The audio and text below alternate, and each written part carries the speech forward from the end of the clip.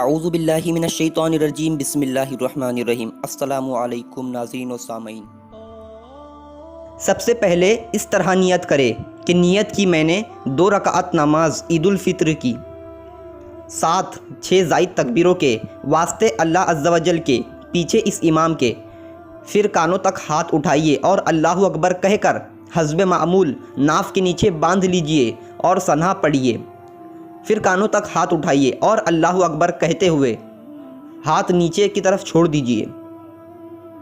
फिर हाथ कानों तक उठाइए और अल्लाहु अकबर कहकर साकिन नीचे की तरफ छोड़ दीजिए। फिर कानों तक हाथ उठाइए और अल्लाहु अकबर कहकर हाथ बांध लीजिए, यानी पहली तकबीर के बाद हाथ बांधिए। इसके बाद दूसरी और तीसरी तकबीर में हाथ नीचे की तरफ छोड़ दीजिए और चौथी तकबीर में हाथ बांध लीजिए। इसको यूँ याद रखिए कि जहाँ क़ियाम में तकबीर के बाद कुछ पढ़ना है वहाँ हाथ बांधने हैं और जहाँ नहीं पढ़ना वहाँ हाथ को नीचे छोड़ देना है। फिर इमाम ताऊज़ और तस्मिया आहिस्ता पढ़कर अल्हम्दु शरीफ और सूरह जहर यानी बुलंद आवाज़ के साथ पढ़े।